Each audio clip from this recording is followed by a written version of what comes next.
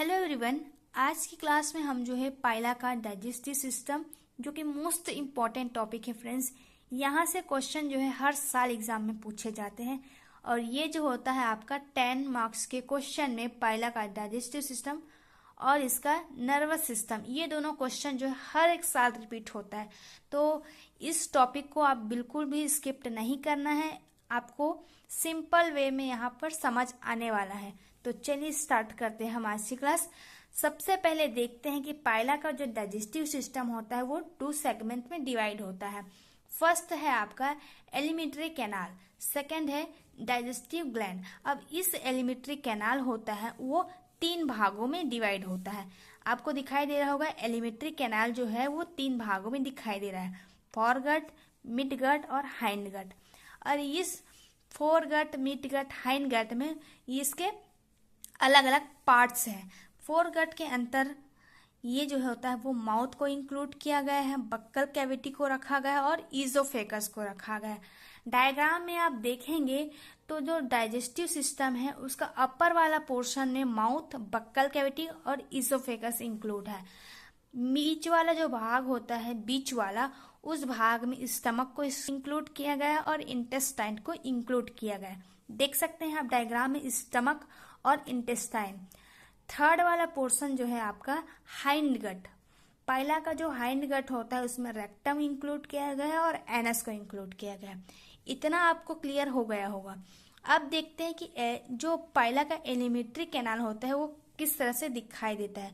तो पाइला का जो एलिमेंट्री कैनाल होता है वो कॉइल्ड ट्यूब लाइक स्ट्रक्चर में दिखाई देता है, जहां पर इसका डाइजेशन जो होता है वो माउथ से स्टार्ट होकर के एनस में समाप्त हो जाता है।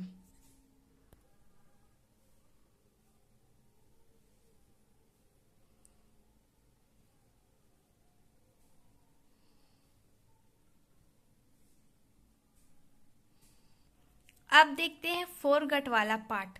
फोरगट वाले में पार्ट में आता है माउथ। तो पाइला का जो एलिमेंट्री कैनाल होता है वो माउथ के रूप में स्टार्ट होता है। यहीं से जो है भोजन जो है निगला जाता है, जिसे इंगेस्ट किया जाता है।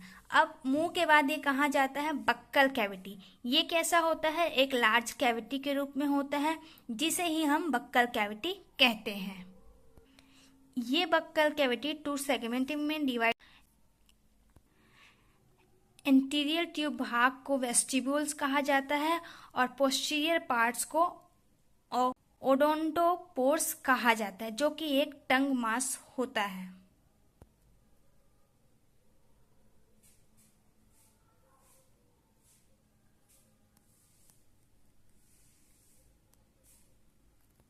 बक्कल कैविटी के बाद आता है रेड्यूला। रेड्यूला जो होता है वो पाइला ग्लोबोसा का एक प्रकार का दांत होता है और दांत का मेन फंक्शन क्या होता है? फूड को छोटे छोटे सेगमेंट्स में डिवाइड करना। तो ये रेड्यूला क्या होता है? बक्कल कैविटी के अंदर स्थित होता है, जो कि काइटिन का बना होता है। इस रेड्यूला जो होता है रेड्यूलर शेक में अरेंज होते हैं और ये जो होते हैं अलग अलग प्रकार के माइन्यूट साइज में पाए जाते हैं। जो पाइला होता है उसका दांत के पंक्ति जो होते हैं वो 7 उसमें पाए जाते हैं और इसका क्रम जो होता है वो इस तरह से 2 1 1 1 2 में ये व्यवस्थित होते हैं।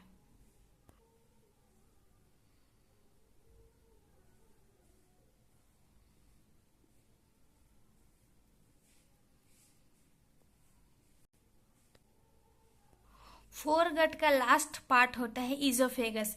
ये ईजोफेगस कैसा होता है? लॉन्ग नैरो ट्यूब के स्ट्रक्चर में पाया जाता है। ये क्या करता है? बक्कल कैविटी के जो स्टमक होता है उसको साथ में अटैच रखता है। फोरगट का ये पार्ट है ईसोफेगस। ये क्या करता है? रेडुला द्वारा जो प्रोसेस्ड सलाइवरी ग्लैंड होते हैं उसे भोजन में मिश्रित करता है। फिर ये क्या करेगा? ईजोफेगस से होते हुए फूड जो होता है वो स्टमक में पहुंच जाता है। तो स्टमक वाला पार्ट जो होता है वो मीट गट में रखा गया है। ये पाइला का डाइजेस्टिव सिस्टम जो होता है वो स्टमक जो को मीट गट में रखा गया है और यह स्टमक जो है पाइला का लार्ज रेड कलर का यू शेप में पाया जाता है। स्टमक क्या करता है, रेक्टम से अटैच रहता है। रेक्टम कौन सा वाला पार्ट है, ये जो है वेस्ट मटेरियल जो होता है पाइला का, उसको एक्सक्रीट करने वाला भाग होता है।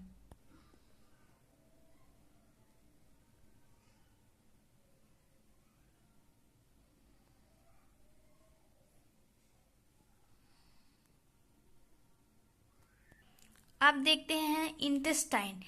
जो पाइला का आंत है वो पाइलोरिक चैम्बर से अटैच होता है, ये भी लॉन्ग होता है, कॉइल ट्यूब में पाया जाता है। पाइला का जो इंटेस्टाइन होता है उसका मेन फंक्शन क्या होता है, फूड को एब्सॉर्ब करता है, प्रोटीन को भी एब्सॉर्ब करेगा और साथ में जितने भी फूड होते हैं वो बॉडी में पूरा एब्सॉर्ब करने का कार्य होता है इंटेस्टाइन का। थर्ड आता है आपका हाइंड गट। हाइंड गट जो होता है ये पाइला का डाइजेस्टिव सिस्टम का लास्ट वाला पोर्शन होता है, जिसमें रेक्टम को इंक्लूड किया गया है। ये क्या करता है, पाइला का जो वेस्ट मटेरियल होता है उसे जो है उसके बॉडी के बाहर जो है इस एक्सक्रीट करने का कार्य किसका होता है, रेक्टम का।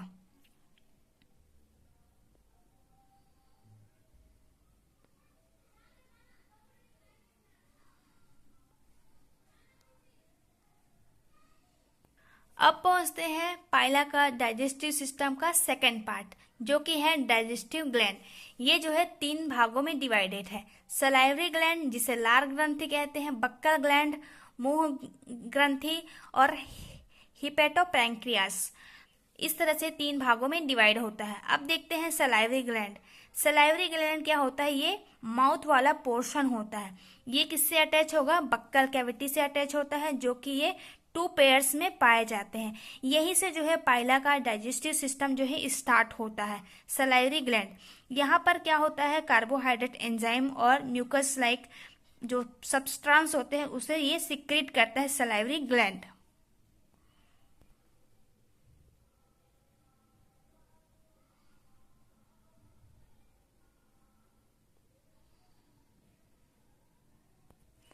सलाइवरी ग्लैंड से होते हुए ये बक्कल कैविटी में बक्कल ग्लैंड में चला जाता है, जहां पर सिक्रीशन होता है म्यूकस का।